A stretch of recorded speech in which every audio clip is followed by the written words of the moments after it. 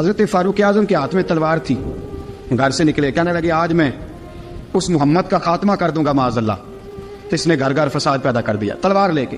ابو جہل نے نا غصہ دلایا، کہنے لگا مکے میں کوئی سورما نہیں بچا جو مصطفیٰ کو قتل کر دے معاذ اللہ، 100 سن کھوٹ ملیں گے. جناب عمر کہتے ہیں تلوار پکڑی، اور یہ سویر کی بات ہے. ابھی رات کو نبی پاک کعبے کا غلاف پکڑ کے کہہ رہے تھے اللہم اعز الاسلام باسلام عمر ابن خطاب، یا اللہ اسلام کو عزت دے دے، عمر کو کلمے کی توفیق دے دے. رات حضرت عمر کہتے ہیں دن چڑھا تو تلوار لے کے نا میں باہر نکلا. میں نے کہا آج میں چھوڑوں گا نہیں. ہر گھر میں فساد معاذ اللہ، ہر گھر میں لڑائی. فرماتے ہیں رستے میں حضرت ارقم بن زید مل گئے، کہنے لگے کدھر جا رہا ہے؟ میں نے کہا آج میں مصطفیٰ کو قتل کروں گا. کہنے لگے جا پہلے اپنے گھر کی خبر لے، تو جدھر جا رہا ہے نا ادھر بعد میں جانا، پہلے اپنے گھر کی پہلے خبر لے. کہنے لگا میرے گھر کو کیا ہوا؟ کہنے لگے تیری بہن فاطمہ بنت خطاب اور تیرا بہنوئی سعید بن زید دونوں کلمہ پڑھ چکے، جا پہلے اپنے گھر کی خبر لے. حضرت عمر فرماتے میں گیا، بڑا غصہ آیا کہ میرے گھر میں آگ لگ گئی، میں سردار مکے کا اتنا سخت گیر آدمی، میرے گھر میں اسلام آ گئے. فرماتے میں نے جا کے نا اپنی بہن کے گھر کی طرف رخ کیا، دروازے پہ پہنچا تو میں نے سنا اندر سے آواز آ رہی ہے، قرآن پڑھنے کی آواز آ رہی، قرآن پڑھنے کی. فرماتے میں نے دروازے پہ دستک دی، اندر سے آواز آئی کون ہے دروازے پہ؟ میں نے کہا عمر ابن خطاب. فرماتے ہیں کہ میرے بہنوئی نے کہا کہ فاطمہ تیرا بھائی بڑا سخت ہے. فرماتے ہیں میری بہن نے جلدی سے قرآن کے صفحے لپیٹ کے اوپر رکھ دیے. میرے بھائی جو تھے وہ میرے بہنوئی ایک دروازے کے پیچھے چھپ گئے. فرماتے ہیں میری بہن سامنے کھڑی ہے، پیار بھی بڑا تھا. میں نے جاتے ہی کہا کیا کر رہی تھی؟ توجہ ہے آپ کی؟ غلامان محمد جان دینے سے نہیں ڈرتے، یہ سر کٹ جائے یا رہ جائے کچھ پرواہ نہیں کرتے. سننے لگے کیا کر رہی تھی؟ حضرت فاطمہ خاموش ہے. عمر کہتا میں نے ڈانٹ کے بولتی کیوں نہیں، کیا کر رہی تھی؟ میں نے کہا قرآن پڑھ رہی تھی، قرآن پڑھ رہی تھی. کہا تجھے پتا نہیں، تجھے میرا پتا نہیں؟ فرمایا سارا ہی پتا ہے. کہا تو جانتی نہیں لات و منات کو برا کہتے ہیں؟ فرمایا وہ بات کی باتیں تھی، وہ جاننے نہ جاننے کی باتیں. دوستو توجہ، حضرت عمر ابن خطاب فرماتے ہیں کہ بہن اس جلال، اس روب، اس اعتماد سے بولتی تھی کہ میں نے تھپڑ مارا بہن کے منہ پہ، میری بہن ادھر جا کے گری. فرماتے ہیں کپڑے چھاڑ کے کھڑی ہوئی، کہنے لگی عمر ایک تھپڑ نہیں تو 1000 مار، تو 1000 مار، لیکن یہ امید نہ رکھنا کہ میں قرآن چھوڑ جاؤں گی، یہ امید نہ رکھنا میں قرآن چھوڑ جاؤں گی. فرماتے ہیں کہ میرے ہاتھ میں تلوار تھی، میں نے دستے کی طرف سے نا، دستے کی سائڈ سے تلوار بہن کو ماری زور زور سے، سر سے خون نکل آیا. فرمایا میں اپنے بہنوئی کی بڑی عزت کرتا تھا، میرا بہنوئی پردے سے نکلا بیوی کو بچانے، میں نے زور زور سے 2 تلوار کی پشتیں اس کے سر پہ بھی ماری، خون نکلا. پھر میری بہن آگے ہوئی، پھر مارا. ماتے جب خون نکلا نا بہن کا، تو میری بہن نے اپنا خون اپنے ہاتھ پہ لگا کے کہا عمر جس ماں باپ کا خون تیری رگوں میں ہے اس کا میری رگوں میں بھی ہے، اسی کا خون میری رگوں میں بھی ہے. فرمایا عمر جس باپ کی پشت سے تو ہے میں بھی اسی باپ کی پشت سے ہوں، جس ماں کی چھاتیوں سے دودھ تو نے پیا ہے میں نے بھی اسی ماں کی چھاتیوں سے دودھ. توجہ ہے آپ کی؟ میری بات سمجھ میں آ رہی ہے؟ سنیں بات. رسول اکرم صلی اللہ تعالی علیہ وسلم نے فرمایا عمر، حضرت عمر رضی اللہ تعالیٰ عنہ فرماتے ہیں نبی پاک پہ نازل قرآن سنا تو جب میری بہن نے اس سے جلال کے ساتھ بات کی نا کہ عمر میں بھی اسی باپ کی بیٹی ہوں، میں بھی اسی باپ کی بیٹی ہوں، میں بھی اسی قبیلے کی ہوں، خبردار تو ترشرو ہو کے گالی 1000 دے، یہ وہ نشہ نہیں جسے ترشی اتار دے. فرمایا تو چارہ کر، ٹیل لگا، لیکن تو مجھے اسلام سے ہٹا سکتا؟ حضرت عمر فرماتے ہیں بہن کا جلال دیکھا تو میں ٹھنڈا ہو گیا، بہن کا جلال دیکھا تو میں نے کہا اچھا مجھے دکھاؤ کیا پڑھ رہی تھی، مجھے دکھاؤ ذرا کیا پڑھ رہی تھی. فرماتے ہیں میری بہن کہنے لگی تو کافر ہے، انما المشرکون نجس، جا پہلے وضو کر کے آ، جا غسل کر کے آ، جا پہلے نئے کپڑے دھلے ہوئے پہن کے آ، پہلے تیار ہو کے آ. حضرت عمر فرماتے ہیں میں تیار ہو کے آیا، میری بہن نے جھولی میں صفحے رکھے، قرآن پڑھے بہن سنیں بھائی، اللہ تقدیر بدل دیتا ہے. قرآن پڑھے بہن اور سنیں بھائی،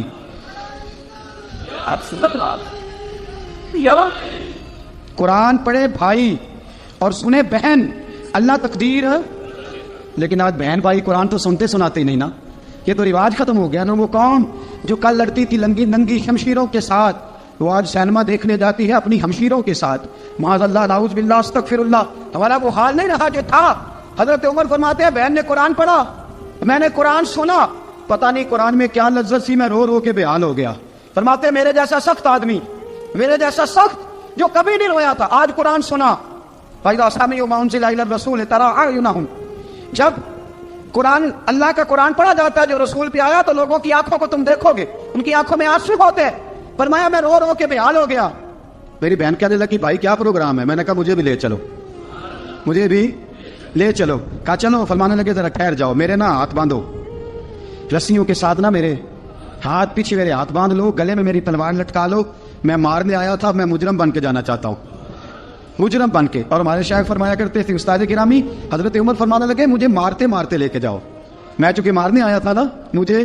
اور ایک پنجابی کا شاعر کہتا ہے حضرت عمر نے کہا کروں آیا سا مار مقامنے نو, کروں آیا سا مار مقامنے نو, ان مینو مار دے لے چلو. متے عمر دی عمر برباد ہوئے جتھے عمر سوار دے لے چلو. کروں آیا سا مار مقابلے نو, ان مینو مار دے لے چلو.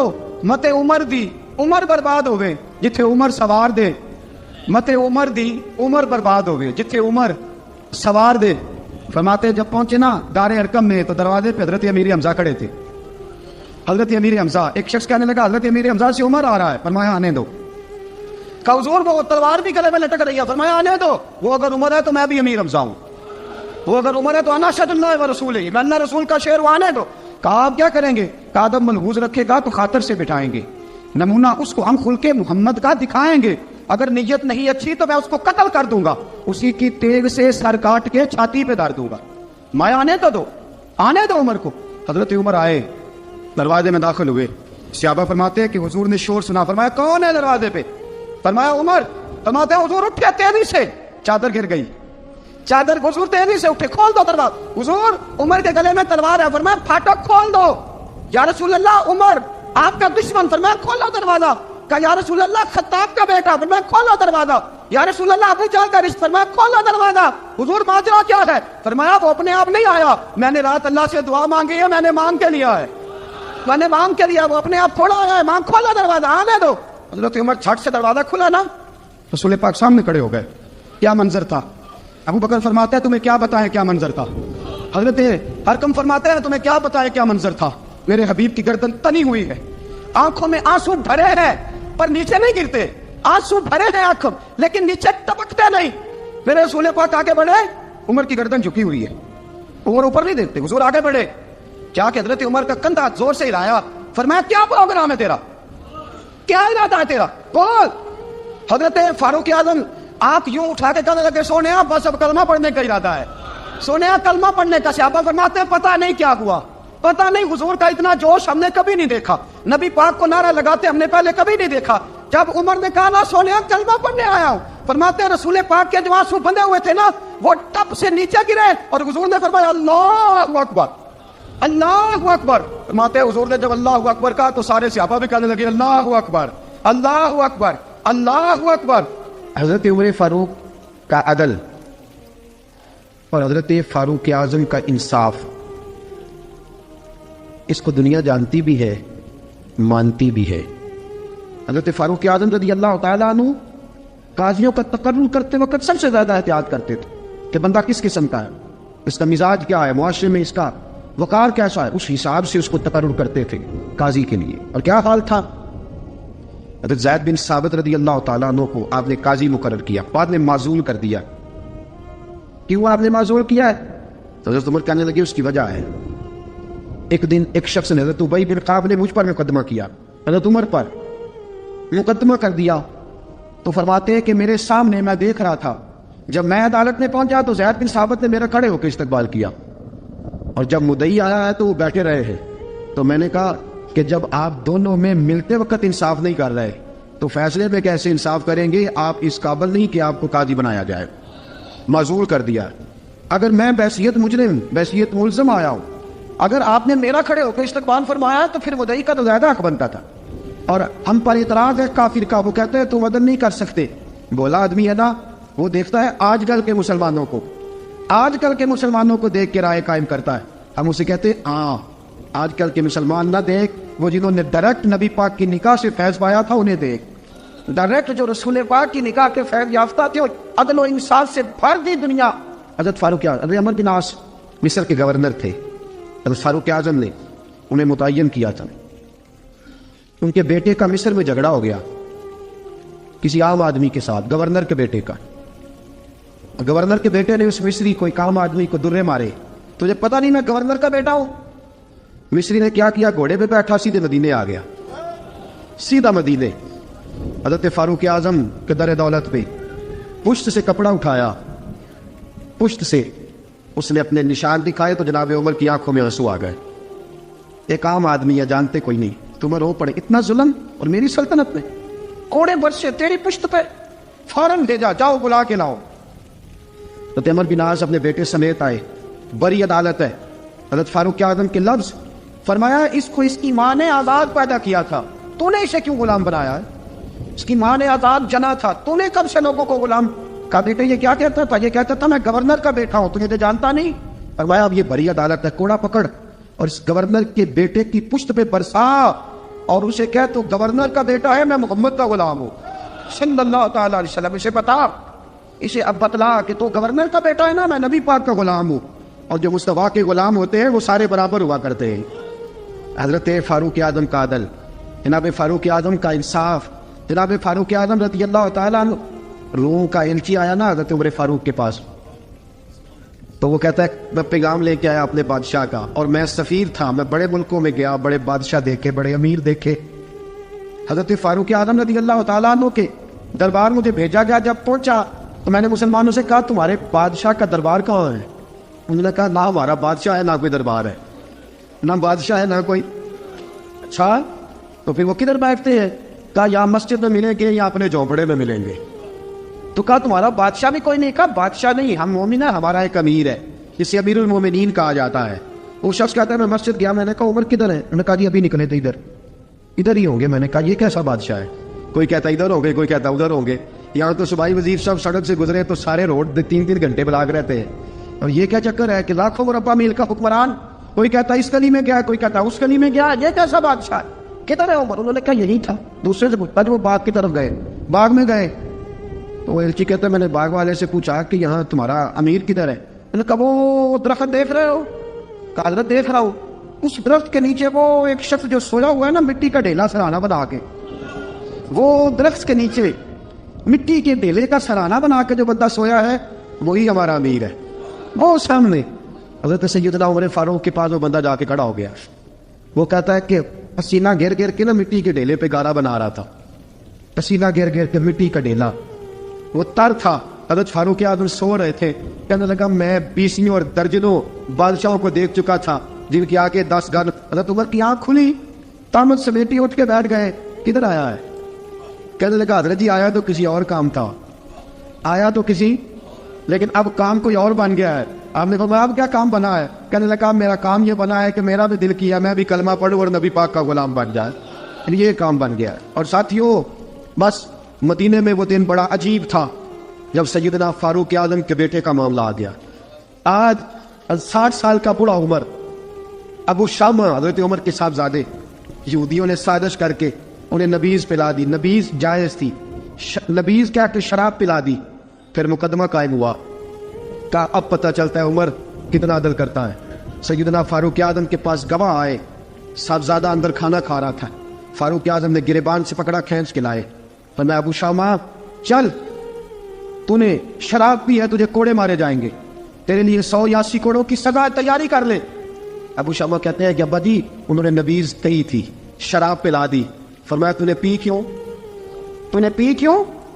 بڑے بزم میں بار شیر مسجد نبوی کا فاروق اعظم. اولاد تو بزدل کر دیتی ہے نا بندے کو, اولاد تو کمزور کر دیتی ہے. آج مدینے نے عجیب ماجرا دیکھا. حضرت فاروق اعظم کی زوجہ روتی ہوئی آئی, کہنے لگی حضرت جی میرا لخت جگر ہے, ایک کوڑے کے بدلے پیدل حج کروں گی, ایک کوڑے کے بدلے صدقہ اور خیرات کروں گی. میرا بیٹا غلطی کر بیٹھا ہے, یہ کام نہ کرے. آپ نے فرمایا تو مجھے کہتی ہے میں یہ کام نہ کروں؟ تیرے حج اور تیرے کوڑے کیا کرتے, تیرے حج اور صدقے کیا کرتے ہیں؟ کوڑے لگانا میرے مصطفیٰ کی شریعت کا قانون ہے. تو بیٹے کی بات کرتی ہے, عمر کا اپنا معاملہ بھی ہوتا تو عمر یہی سلوک کرتا. لوگوں نے کہا حضرت جی آپ تھوڑی دیر, ابھی ان کی والدہ پریشان ہے, گھر میں پریشانی ہے, ذرا ٹھہر جائے, کل پرسوں ترسوں سنا دے نہیں دیے گا. فرمایا تمہیں یاد نہیں جب مدینے کی ایک بی پی نے چوری کر لی تھی اور میرے مصطفیٰ کی بارگاہ میں کہا گیا تھا حضور ذرا ٹھہر جائے, سزا نہ دے. حضور نے فرمایا تھا اگر فاطمہ بھی چوری کرتی تو ہاتھ کاٹ دیتا. تمہیں یاد نہیں میں تیرے مصطفیٰ کے ٹکڑے کھانے والا ہوں. میں کیوں دیر کروں, اس نے گناہ کرنے میں دیر کی ہے جو سزا میں دیر کروں, برساؤ کوڑے. حضرت افلا نامی غلام, حضرت جی آپ کا لفظ جگر ہے. فرمایا لفظ جگر نہ دیکھ, مصطفیٰ کا قانون دیکھ. میرا بیٹا نہ دیکھ, مصطفیٰ کے قانون کا قیام ضروری ہے.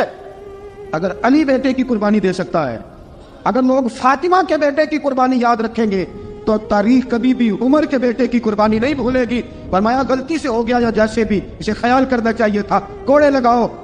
80 کوڑے لگے تو بیٹے کی روح پرواز کر گئی. جب جوان بیٹا کسی کا, کوثر نیازی نے کہا تھا باپ کا جنازہ اٹھانا بڑا آسان, پر بیٹوں کے جنازے اٹھانے بڑے مشکل ہیں. جب فاروق اعظم کا بیٹے کا انتقال ہوا, بیٹے نے آنکھیں کھولی, باپ کی طرف دیکھا تو سیدنا فاروق اعظم عدل و انصاف, 2 آنسو آنکھوں میں آئے. کہ بیٹا حضور سے جا کے کہنا کہ عمر نے بیٹا نہیں دیکھا, کا تیرا قانون دیکھ, جا کے حضور سے میرا پیغام دینا. حضرت ابو شامہ رضی اللہ تعالیٰ عنہ وصال کر گئے. تاریخ کیسے کیسے منظر ازالت الخلفاء شاہ ولی اللہ کی بطور والا پیش کروں. حضرت ابو شامہ کا وصال ہو گیا, 20 کوڑے باقی تھے. لوگوں نے حضرت جی آپ کیا کرنا ہے؟ فرمایا اس کا جنازہ پڑھو, اسے قبر میں دفن کرو, باقی 20 کوڑے اس کی قبر پہ مارو, اس کی قبر پہ 20 کوڑے مارو. کا حضرت جی ایسا بھی ہوتا ہے؟ فرمایا اس لیے ایسا ہوتا ہے کہ یہ میرے مصطفیٰ کا قانون ہے, میری اولاد کا معاملہ ہے تو میں درگزر کروں. فرمایا مارو کوڑے. حضرت سیدنا حذیفہ بن یمان فرماتے فاروق اعظم بیٹے کی قبر پہ کھڑے تھے, داڑھی آنسوؤں سے بھری ہوئی تھی. میں دوڑا ہوا آیا, میں نے کہا عمر نہ رو, آج خواب رات تیرے بیٹے کا جنازہ تھا, جنازہ پڑھ کے سویا ہوں تو خواب میں مجھے رسول پاک کی زیارت نصیب ہوئی ہے. نبی پاک خواب میں تھے تو 2 سبز غلے تیرے بیٹے کو پہنا رکھے تھے اور رسول پاک کی بغل میں کھڑا تھا. حضور نے فرمایا عمر کو جا کے کہنا کہ تو نے بیٹا پاک کر کے بھیجا تھا, اللہ نے جنت کے سارے دروازے کھول دیے ہیں. اللہ نے عمر کو میرا سلام کہنا اور اسے کہنا عمر تیرا حدود اللہ قائم کرنا خدا کو بھی پسند ہے, مصطفیٰ کو بھی پسند. ساتھیو عمر انتقال کر گئے, 26 ذی الحجہ کو زخم لگا. یکم محرم کا دن, آج کا دن حضرت فاروق اعظم کو یاد رکھنا, لوگوں کو بتانا, دن بار عمر کی باتیں کرنا, خراج تحسین پیش کرنا. حضرت فاروق اعظم کو زخم لگا, آپ نے فرمایا اپنے بیٹے سے بیٹا جا حضرت عائشہ کے پاس. گنبد خضرا میں 3 لوگوں کے دفن ہونے کی جگہ ہے, ایک میں ابو بکر دفن ہو چکے, ایک میں رسول پاک کا مزار قدسی بن چکا, ایک جگہ خالی ہے. جا کے عائشہ سے پوچھنا, مجھے پتہ ہے وہ 18 سال کی عمر میں رسول پاک پردہ کر گئے تھے, 18 سال سیدہ کی عمر تھی. عائشہ نے جگہ اپنے لیے رکھی ہوئی ہے, جا کے باہر کھڑے ہو کے کہنا اماں جی, عمر کہتا ہے میرا دل کرتا ہے, میرا دل کرتا ہے کہ مجھے نبی پاک کی گنبد کے سائے میں جگہ ملے. جا کے عرض کرنا اور بیٹا باہر کھڑے رہنا, زیادہ ضد نہ کرنا, مومنوں کی ماں ہے. حضرت سیدنا عبداللہ ابن عمر کے میں باہر کھڑا تھا, دروازے کے باہر کھڑے ہو کے کہا کہ عمر کا بیٹا ہوں. اماں جی, عمر فرماتے ہیں اجازت دو, تو دل کرتا ہے نبی پاک کے ساتھ لیٹ جاؤں. وفا میں گزار دی عمر ساری زندگی لے سجنو آسا توڑ نبھائی, دل کرتا ہے حضور کے ساتھ لیٹنے کو. حضرت عائشہ صدیقہ, حضرت عبداللہ ابن عمر فرماتے ہیں میں دروازے سے باہر کھڑا تھا لیکن عائشہ کے رونے کی آوازیں باہر تک آ رہی. حضرت عائشہ صدیقہ ہچکیاں لے کے روئی. سیدہ عائشہ نے فرمایا عمر سے جا کے کہنا عمر کوئی قبر کی جگہ کسی کو نہیں دیتا, لیکن عمر تو نے وفا کی تاریخ بنائی ہے, عمر تو نے کمال کر دی ہے, عمر تو نے حد کر دی ہے. عمر کو جا کے کہنا کہ میں جنت البقیع میں دفن ہو جاؤں گی, جہاں میرا وقت آئے گا دفن ہو جاؤں گی, لیکن عمر تیری خدمات کہتی ہے کہ تجھے نبی کے ساتھ دفن ہونا چاہیے. سیدنا عبداللہ ابن عمر فرماتے ہیں کہ جب دفن ہونے کی پانی پر سہیلیاں رنگا رنگ کڑے ارے اوس دا جانیے جس دا توڑ چڑھے. فرماتے ہیں آیا عمر کو آ کے بتایا پیشانی خون سے بھری ہوئی. عمر نے سجدے میں رکھ دی, رو کے کہا آج میری توڑ نبھ گئی ہے. حضرت فاروق اعظم مصطفیٰ کے ساتھ لیٹ گئے. میرے نبی نے فرمایا عمر میں تجھے اپنے پڑوس میں دفن کر رہا ہوں, تو نے اگر راہ وفا میں بیٹے تک قربان کر دیے گے نا تو قیامت تک جو مجھے سلام کرنے آئے گا تجھے بھی سلام کر کے جائے گا. حضرت عمر بن عاص رضی اللہ تعالیٰ عنہ نے مصر خود فتح کیا تھا, خود فاتح تھے. حضرت عمر نے انہیں گورنر مصر بنا دیا. ان کا بیٹا ایک عام آدمی کے بیٹے کو کہنے لگا چلو اپنا اپنا گھوڑا دوڑاتے ہیں, بھلا کون جیتتا ہے. گھوڑے دوڑے, عام آدمی کا بیٹا جیت گیا. گورنر صاحب کے بیٹے نے درہ اٹھایا اور درہ اٹھا کر کے اس جیتنے والے غریب آدمی کی کمر پہ درے مارے. اس کو جب درے لگے تو بیٹے نے گھر آ کے باپ کو اپنی لہو لوہان کمر دکھائی. باپ کے دل میں بڑی قدر ہوتی ہے اولاد. درجے تو لوگ ماں کے بیان کرتے رہتے ہیں, لیکن جتنا باپ پیار کرتا ہے اس کا بھی تقاضا کوئی کر نہیں سکتا. वालिद ने जब देखा ना लहू लुहान है गर्दन, तो वालिद चीखे, रोए, और फिर पता नहीं अगले 1.5 मिनट में उस बच्चे के वालिद को क्या हुआ, उसने आंसू पूछे और बेटे को कहने लगा मेरे घोड़े के पीछे बैठ। किधर जाना है? फरमाने लगे ये जुल्म का दौर नहीं, ये उम्र का दौर है। हाँ, ऐसी बात है कोई जो मर्जी कर जाए, बैठ मेरे घोड़े पे। आधी रात के वक्त पहुंचे मदीने और बाहर जाके वो आदमी पुकारने लगे, कहने लगे उमर बाहर आओ, निकलो ख्वाबगाह से। जब गरीबों पे जुल्म हो तो फिर हुक्मरानों को सोने की इजाजत नहीं हुआ करती। बाहर आओ। फारूक आजम आधी रात को उठ के आए, क्या हुआ? कहा उमर देख, ये बेटा जो मैंने अपने मुंह के निवाले खिला खिला के पाला है, जरा मेरे लाल की पुश्त देख, तेरे दौरे हुकूमत में ये हाल होगा। हजरत फारूक आजम ने कहा जाओ बुला के लाओ फातिह मिस्र को। हजरत अमर बिन आस बेटे समेत आए। जनाब फारूक आजम फरमाने लगे मजमे में खड़ा करके, फरमाया